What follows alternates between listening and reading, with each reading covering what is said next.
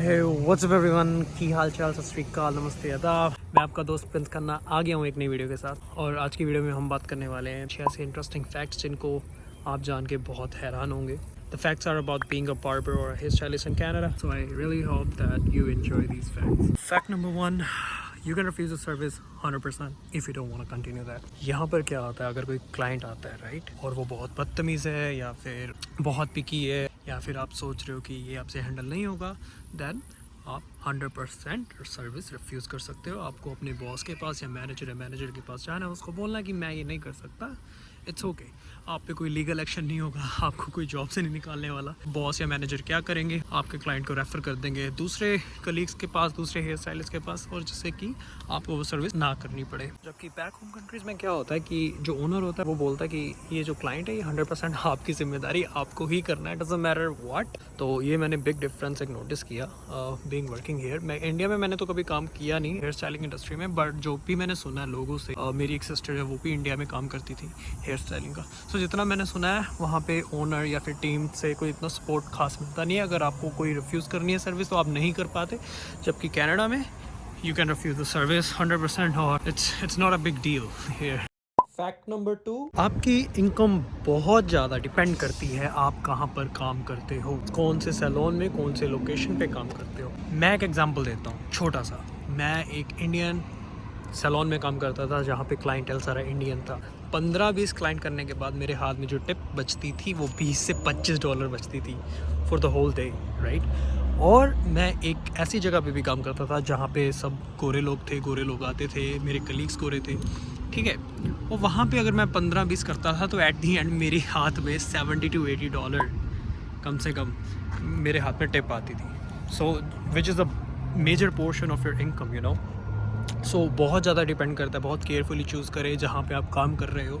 वो अगर एक अच्छी लग्जरी प्लेस है, हाई एंड सैलून है जहाँ पे अमीर लोग आते हैं या फिर गोरे काम करते हैं, ठीक है, तो वहाँ पे आपको टिप अच्छी बनेगी। No offence against my own people कि मैं अपने ही लोगों के अगेंस्ट ऐसा बोल रहा हूँ, ऐसा कुछ नहीं है, बट जो रियलिटी है वो मैं आपके सामने रख रहा हूँ। अगर आप ऐसी जगह पे काम करोगे जहाँ इंडियन स्टाफ, इंडियन लोग आ रहे हैं, पंजाबी, हिंदी, गुजराती में बातें हो रही हैं, तो वहाँ पे आप एक्सपेक्ट मत करो कि आपको कोई टिप अच्छी देने वाला है, ठीक है। तो आपकी टिप मोस्टली एक दिन में $20-25 बनेगी, जहाँ पर उतना ही मेहनत आप एक अच्छी हाई एंड सैलून या फिर गोरों वाली जगह पे काम करोगे जहाँ पे गोरे काम कर रहे हैं, गोरे क्लाइंटल आ रहे हैं, वहाँ पे उतनी मेहनत में ही आपको $70-80 एक दिन में बन जाएगी टिप। और जो बार्बर है, हेयर स्टाइलिस्ट है कनाडा में, वो काफ़ी रिलेट कर पा रहे होंगे मेरी इस बात से।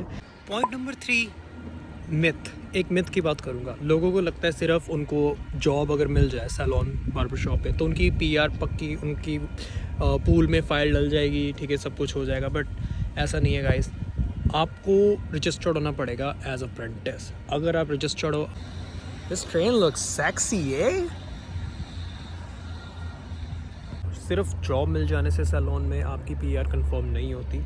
आपको एक तो काम करना पड़ता है वहाँ पे एज अ हेयर स्टाइलिस्ट, ऊपर से आपको रजिस्टर्ड होना पड़ेगा। अगर आप रजिस्टर्ड नहीं हो गाइस तो आपकी जो जॉब है वो एलिजिबल नहीं है, वो काउंट नहीं करी जाएगी कैनेडियन गवर्नमेंट के तरफ से। मेक श्योर कि अगर आप पीआर के लिए काम कर रहे हो तो आप रजिस्टर्ड हो एज अप्रेंटिस या फिर लाइसेंस या अप्रेंटिस, बट सिर्फ बिना इन टैक्स के, बिना अप्रेंटिस, बिना लाइसेंस हेयर स्टाइलिस्ट के टैक्स से आपकी जॉब वो एलिजिबल नहीं होगी। पॉइंट नंबर 4, आपको अपना लाइसेंस हर साल रिन्यू करवाना पड़ता है, ठीक है। आपके पास जो लाइसेंस आएगा हेयर स्टाइलिस्ट का वो हर साल रिन्यू होता है। उसके लिए आपको $50 हर मंथ उनकी गवर्नमेंट की वेबसाइट पे करने होते हैं। इसी वजह से कई लोग लाइसेंस ही नहीं लेते, क्योंकि उनके पास वो पहले से पीआर सिटीज़न होते हैं, इसलिए वो लाइसेंस नहीं लेते, क्योंकि उनको ऐसा लगता है कि उनको हर साल $50 देने पड़ेंगे, हर साल $50 देने पड़ेंगे। जब तक आपको आपके लाइसेंस का स्टेटस वैलिड रखना है आपको पे करने पड़ते हैं $50 एवरी ईयर। सो इसीलिए कई लोग हमेशा अप्रेंटिस बन के ही रहते हैं, they don't opt for having a licence. मैं आपको दिखा देता हूँ कि वो लाइसेंस कैसा दिखता है जो आपको हर साल रिन्यू करवाना पड़ेगा, हेयर स्टाइलिस्ट का लाइसेंस इन कैनेडा। तो वो licence, just give me a second, कहाँ गया भाई, ये रहा। तो ये लाइसेंस कुछ, एक मिनट नंबर छुपाने दो, ये रहा। ये लाइसेंस कुछ ऐसा दिखता है, सारा ही छुपा दिया ये लाइसेंस कुछ ऐसा दिखता है, ठीक है। स्किल ट्रेड ओंटारियो आप देख सकते हो, मेरा नाम है उसके ऊपर, और पोजीशन में ये देखो लिखा हुआ है उस पर certificate of qualification hair stylist. I don't know if you can see it, but ये होता है लाइसेंस यहाँ का। इसको हर साल रिन्यू करवाना होता है, $50 लगते हैं। और इसको डाल देते हैं वापस। अरे मेरा वॉलेट गिर गया। अरे उठा लेता हूँ अपना मैं licence.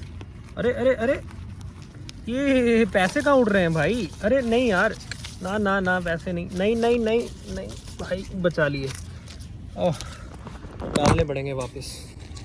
Anyway, I hope you like the video. If you like the video hit that like button, subscribe button, ठीक है? चैनल को सब्सक्राइब कर लेना।